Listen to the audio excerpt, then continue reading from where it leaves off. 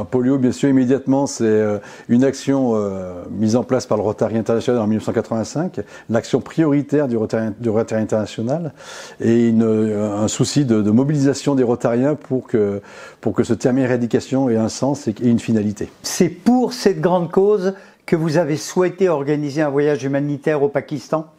Alors ce voyage au Pakistan, il est né du constat que j'ai pu faire dans les clubs.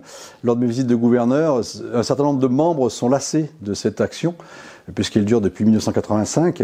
Et il y a besoin de donner de la visibilité sur ce qui se passe sur le terrain, d'expliquer comment ça se passe, pourquoi on doit continuer.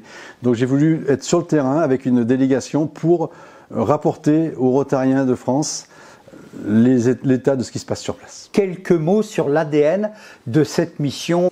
Alors, la mission, elle était très claire, elle était annoncée clairement donc aux organismes locaux. Objectif, être en contact direct avec les vaccinateurs, être sur le terrain, en contact avec les enfants pour vacciner. Donc Michel Zafran, qui a coordonné cette action avec l'OMS sur place, qui s'est occupé d'établir les contacts, a bien pris en compte ce cahier des charges, et sur place, nous étions avec le vaccin et nous donnions 2 gouttes à chaque enfant à vacciner. Ouais. Où avez-vous vacciné ?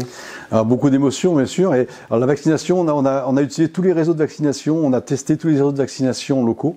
Donc il y a eu les hôpitaux, les centres d'urgence, il y a eu la gare de chemin de fer, il y a eu les écoles, il y a eu les bus. Les bus, il y a un checkpoint, les bus s'arrêtent et on vaccine dans les bus. Il y a eu du porte-à-porte, il y a eu donc les camps de réfugiés et des camps de nomades. Vacciner un enfant qui a moins d'un jour, sous une tente à tous les vents, sur de la terre battue et dans un bidonville, ça marque, j'allais dire, à jamais.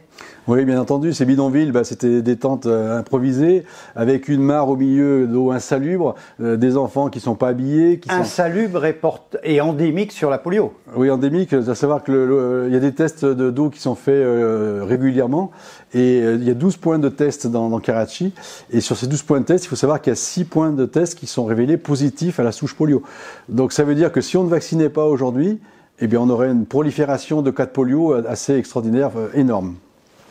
Parlant de la polio et parlant du Pakistan, vous pensez que tout est fait dans ce pays pour aller vers une éradication totale ?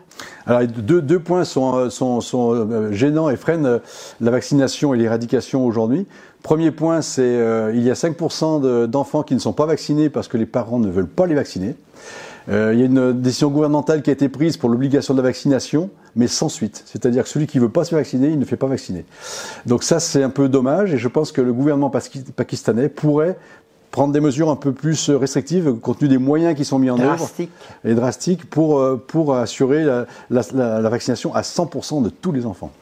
Et puis le deuxième point, c'est le manque d'éducation. 57% des enfants non scolarisés, ça fait une population qui va poser des problèmes. Donc en conclusion, c'est de dire éradiquons vite, mettons les moyens intenses aujourd'hui pour que l'éradication soit prononcée dans les 2 ans qui viennent. Que peut faire concrètement aujourd'hui Rotariennes, Rotariens, et puis tout un chacun pour aider dans cette cause? Alors les Rotariennes et Rotariens de France ou du monde, je dirais, doivent rester mobilisés et continuer à financer cette vaccination, parce que c'est des moyens importants.